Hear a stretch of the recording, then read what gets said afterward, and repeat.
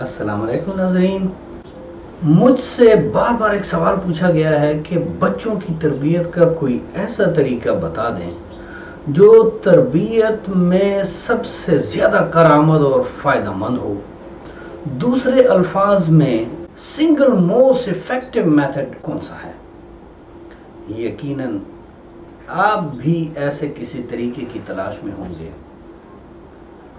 तो आइए आज मैं इस राज से पर्दा उठा ही दूं और आपको वो तरीका बता दूं। अगर आप सिर्फ इस एक तरीके पर अमल कर लें और किसी दूसरे तरीके पर अमल न कर पाएं तो भी ये तरीका काफ़ी हो।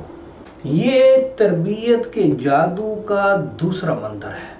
ये ऐसा मंत्र है जिसका असर फौरी होता है। इधर आपने मंत्र बोला और उधर उसका असर हुआ। कितनी भी मुश्किल सूरत हाल हो, ये मंत्र आपकी मदद ज़रूर करेगा। न सिर्फ आपकी बल्कि आपके बच्चे की भी बहुत मदद करता है ये मंत्र। इस मंत्र का नाम है एहसासात कबूल करना। सबसे पहले हम ये देखते हैं कि एहसासात का बच्चे के तर्ज अमल के साथ क्या ताल्लुक है। यानी बच्चा जो भी तरीका अपनाता है, जिस तरीके से जवाब देता है, इन सब का उसके एहसासात और जज्बात के साथ क्या ताल्लुक है। और जैसे ही ये ताल्लुक आपको समझ में आ जाएगा, आपको ये तरीका इख्तियार करना बहुत आसान हो जाएगा। बच्चे के एहसासात यानी फीलिंग्स का उसके तर्ज अमल के साथ एक डायरेक्ट कनेक्शन है। जब बच्चा अंदर से अच्छा महसूस करता है तो वो अच्छा सोच भी सकता है। अंदर से अच्छा महसूस करता है तब वो अच्छा रवैया अपना सकता है। जब बच्चा अंदर से खुशी महसूस करता है, अंदर से अच्छा महसूस करता है, तब वो अच्छा रवैया अपना सकता है, अच्छा बोल सकता है। हमारे करने का काम ये है कि बच्चे को अच्छा महसूस कराने में उसकी मदद करें, उसको अच्छा महसूस कराएं। और ये अच्छा महसूस हम उसे कैसे करा सकते हैं, इसका सिर्फ एक ही तरीका है कि उसके एहसासात को कबूल करें। वो जैसे भी उसके एहसासात हों, एहसासात सिर्फ एहसासात होते हैं, जज्बात जज्बात होते हैं। Feelings are only feelings. वो ना अच्छी होती हैं ना बुरी होती हैं। ये हम उन पर एक लेबल लगा देते हैं। इंसान जिस वक्त जो महसूस करता है बस वो महसूस करता है। अगर आपको गर्मी लग रही है तो लग रही है, आप महसूस कर रहे हैं। आपको प्यास लग रही है तो प्यास लग रही है। और अब ये कहना कि प्यास लगना अच्छी बात नहीं है या गर्मी इस वक्त तुम्हें क्यों लग रही है, कैसे तुम्हें गर्मी, बाकी सबको तो गर्मी नहीं लग रही है। भाई ये अंदर का एक रद्द अमल है, अंदर एक काम हो रहा है तो बस वो हो रहा है। आप उसका इनकार क्यों करते हैं? आप उसे कबूल करें। जैसा भी वो बच्चा महसूस करता है आप उसको वैसा ही कबूल कर लें। अच्छा तो मैं आपको गर्मी लग रही है, मेरे बेटे को गर्मी लग रही है, तो मेरी बच्ची को प्यास लग रही है, बस आप उसे कबूल कर लें। उसे बड़ा गुस्सा आ रहा है आपको, ओहो, और अच्छा बड़ा गम हुआ होगा तुम्हें इस बात का। आपको तो सिर्फ इन एहसासात को एक्नॉलेज करना है, उसे एक्सेप्ट करना है। बच्चे को ये पैगाम देना है कि मैं आपको समझ सकती हूँ या मैं समझ सकता हूँ आपको कि इस वक्त आप पर क्या गुजर रही है, आपको अंदर से कैसा लग रहा है। सिर्फ आपको इन एहसासात को कबूल करना है और बस बाकी काम बच्चा खुद कर लेगा। जब उसके एहसासात कबूल कर लिए जाएंगे, वो अच्छा महसूस करने लगेगा तो उसका ऊपर का रवैया जो है वो खुद ब खुद तब्दील हो जाएगा। बात दरअसल ये है कि हम जो बालिग लोग हैं, बड़े हैं, हम अपने एहसासात को छुपा सकते हैं कि अंदर से अगर हमें बहुत भी तकलीफ हो, गम हो, लेकिन हम चेहरे पर मुस्कुराहट सजा सकते हैं। बच्चा ये काम नहीं कर सकता है। वो अगर अच्छा महसूस करता है तो उसके ऊपर मुस्कुराहट उस चेहरे पे आ सकती है, लेकिन अगर अंदर से वो कुछ और महसूस कर रहा हो, गम, तकलीफ, भूख, प्यास, जो भी एहसासात इंसान के होते हैं, तो उसके चेहरे पे मुस्कुराहट नहीं आ सकती।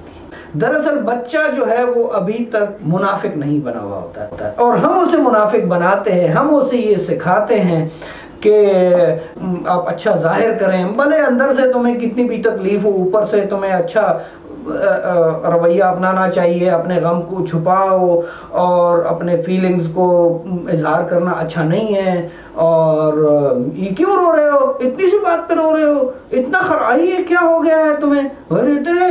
तो ये सब बातें हमें उन्हें ये सिखाती हैं कि आप अपने एहसासात को जाहिर ना करें, क्योंकि ये अच्छी चीज़ नहीं है।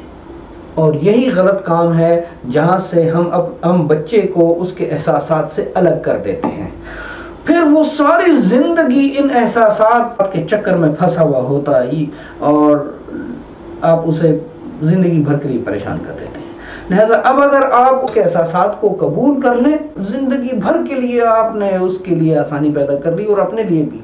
अमलन बच्चे जब अपने महसूसात का इजहार करते हैं हमारे सामने, तो हम उनको मुस्तरद कर देते हैं, बल्कि उल्टा ऐसा महसूस करने पर हम उनको मलामत भी करते हैं कि तुम्हें ऐसा क्यों लग रहा है। इस तरह हम उन्हें ये पैगाम देते हैं कि तुम जो महसूस करते हो वो गलत है, और अपने महसूस किए जाने की बात को छोड़ो, अपने दिल की बात छोड़ो, जो तुम महसूस कर रहे हो उसको छोड़ो, उसके बजाय हमारी बात सुनो। हम बड़े हैं, हम जानते हैं, लिहाजा हम तुम्हें बोल रहे हैं, बस वो ही उस पर अमल करो। एहसासात ऐसी चीज है कि उसको अल्फाज में बयान करना इतना आसान भी नहीं है। कभी कभी हम बड़े बालिग लोग, बुजुर्ग लोग, हमारी डिक्शनरी खत्म हो जाती है। आपने कई दफा खुद भी कहा होगा और लोगों को कहते सुना होगा कि मैं आपको बयान नहीं कर सकता कि मैं कैसे महसूस कर रहा हूँ, मेरे पास अल्फाज नहीं है कि मैं आपका शुक्रिया कैसे अदा करूँ। तो वो क्यों होता है? क्योंकि ये एहसास है अंदर का कि मैं कितना ज्यादा आपसे मुतमईन हूँ, अब अल्फाज में नहीं बयान किया जा सकता है। मैं कितना ज्यादा खुश हूँ, कितना ज्यादा गमगीन हूँ। इसी तरह ये जो भी जज्बात एहसासात हैं, हम जो बड़े लोग हैं उनकी डिक्शनरी खत्म हो जाती है। तो आप क्या समझते हैं कि बच्चे जिनकी डिक्शनरी अभी बनी नहीं है और उन्होंने अल्फाज उनके डेवलप नहीं हुए हैं, तो वो अपने एहसासात आपको अल्फाज में बयान कर देंगे? नहीं, वो तो सिर्फ रो करके और गुस्सा करके और अजीब हरकतें करके ही सिर्फ अपने एहसासात का वो आपके सामने इजहार कर सकते हैं। हमने एहसासात की डिक्शनरी उनकी डेवलप करवानी है, उनको सिखाना है कि एहसासात के लिए क्या अल्फाज इस्तेमाल करने होते हैं, तो ताकि आइंदा आपके लिए भी आसान हो और बच्चा भी एहसासात को पहचान ले, उसे मुश्किल दरपेश ना हो। तो बजाय बच्चों को उनके एहसासात पर मलामत करने के कि ये तुम कैसे कह रहे हो, इतना भी ज्यादा रोते हैं क्या, इतनी ज्यादा तकलीफ तो हुई नहीं है जितना, इतनी खराश आई है तुम्हें और तुम गधे की तरह रो रहे हो, ढैचू ढैचू लगा, ये सब कहना जो है ये बिल्कुल बदअखलाकी है, बच्चों के साथ बदअखलाकी है। उनके एहसासात को आप क्यों नहीं समझते हैं? बच्चे जिस कदर छोटे हैं उस उम्र में ऐसा हो सकता है आप अपने आप को उनकी जगह पर रखें कि इतनी खराश इतना दर्द कर सकती है। लिहाजा इसको अच्छी तरह समझने के लिए जरूरी है कि हम इसको जानें कि हमारा काम ये है कि हम बच्चे के एहसासात को अल्फाज में बयान करें, उन्हें अल्फाज दें। अच्छा तो आपको गुस्सा आ रहा है, ओहो आपको भूख लगी हुई है बहुत ज्यादा, अच्छा तो आपको रोना आ रहा है, बस ये अल्फाज आप याद रखें। आपने इसी तरह के अल्फाज कहने हैं और इसी का नाम एक्नॉलेजमेंट है और इसी का नाम कबूल करना है एहसासात का। तो आइए इसकी थोड़ी प्रैक्टिस करें। तो इस बच्चे को आप देखें, अब आप इसके एहसासात को अपने अल्फाज में कैसे बयान करेंगे। मैं आपको बताता हूं कि कैसे करेंगे। बहुत तरीकों से किया जा सकता है, कुछ तरीके जो मुमकिन हैं, जो मुझे समझ में आ रहे हैं, मैं आपको बयान करता हूं। अरे मेरा बच्चा सोच रहा था कि इस पैकेट में चिप्स होंगे लेकिन नहीं मिले, तो आपको बहुत बुरा लगा ना, इसीलिए आपको रोना आ रहा है। आपने एक्नॉलेज कर दिया, वो भी समझ गया। इस बच्ची को आप क्या कहेंगे? अरे बड़ा गुस्सा आया आपको, उसने आपको क्या कह दिया है कि आपको इतना गुस्सा आ रहा है, बच्ची बहुत गुस्से में है। आपने सिर्फ इतना कहना है और एक्नॉलेज हो गया। आप देखेंगे कि जिस तरह आग पे आप पानी डाल देते हैं, उसका गुस्सा इस तरीके से खत्म हो जाएगा। आपके एक्नॉलेजमेंट करने से उसे समझ में आ जाएगी कि कोई ऐसा है जो मेरी इन एहसासात को समझ सकता है कि मुझ पे क्या गुजर रही है। इसी तरह इस बच्ची को देखिए, आप क्या कहेंगे इसको हम यही कहेंगे ना, ओहो इतना बहुत गुस्सा आया हुआ तुम्हें है, बस इतना ही कहना है आपको। अरे ये मैं दो लड़कों को क्या देख रहा हूं कि वो चिल्ला रहे हैं, उनको बहुत गुस्सा आया हुआ है। या ये बदबू आ रही है तुम्हें, इससे बहुत ज्यादा लग रहा है ना, बस आपको सिर्फ ये अल्फाज कहने हैं। बच्चे की उम्र क्या भी हो, वो बहुत ही छोटा क्यों ना हो, आप ये अल्फाज की आप भी प्रैक्टिस करें और उसे भी बताते रहें, कितना भी छोटा। देख के बड़ी हैरान हो रही है तुम्हें। अब एक ही बच्ची के आपको दो रुख में दिखाता हूं कि जब वो गमगीन होगी तो आप क्या कहेंगे, हैं बड़ा गम हो रहा है ना, गुड़िया तुम्हारी टूट गई है ना, ओहो। दूसरी तरफ वही खुश हो तो आप क्या कहेंगे उसे, हैं बड़ी खुश है मेरी बेटी आज नजर आ रही है, क्या हुआ, खुशी हो रही है ना। तो बस आपने सिर्फ बयान करना है जो आप देख रहे हैं जिस हालत में उसको। इसी तरह आप मुझे बताएं कि अब इस बच्चे को आप क्या कहेंगे।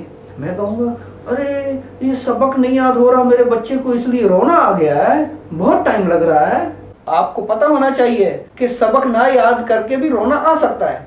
मेरा नॉर्मल जवाब क्या होता, जो आम वालिदैन ने या उस्ताद ने देना है ऐसे, वो क्या होगा, अच्छा तो अब रोने का बहाना करते हो, पढ़ने नहीं जाना तुमने, आज मदरसे नहीं जाना है, आज तुम इसको, हम क्यों इसकी नीयत पे आप शक कर रहे हैं। उसे तो अभी ये पता ही नहीं है कि ये इस तरह मैं दोगलापन भी कर सकता हूं।